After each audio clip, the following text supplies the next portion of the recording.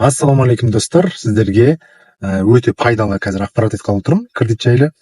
Мысалы, бәріміз кредит оформить ететін кезде, білесіздер, бізде страховой қосып береді, страховойсыз бермейді. Бірақ кейін біз оны досрочно жапқан кезде,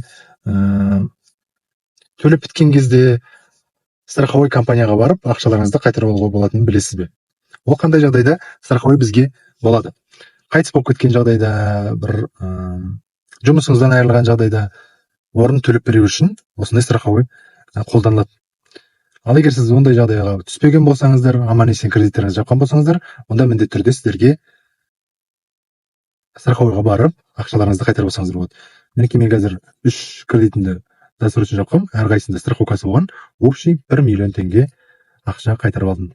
Және де біз ойлаймыз, мысалға страховойды қайтару үшін, олар қайтармайды, анау дейді, мынау дейді деп ойлаймыз да, бірақ әр банкқа бір-бірден кіріп, 5 минуттың ішінде Каспи счетыма Каспи счетымды қалдырып кеттім ақша аударғанға. 10 күн ішінде түседі. Сондықтан ешқандай уайымдамаңыздар. 5 минуттың ішінде шешіледі екен. Страховойға барып, арыз жазсаңыздар болды, сразу қабылдайды и 10 күн ішінде сіздерге түсіріп береді. Вот осындай пайдалы ақпарат сіздерге. Ұнаған болса комментарийға жазыңыздар, немесе осыған лайк басыңыздар, құрметті достар.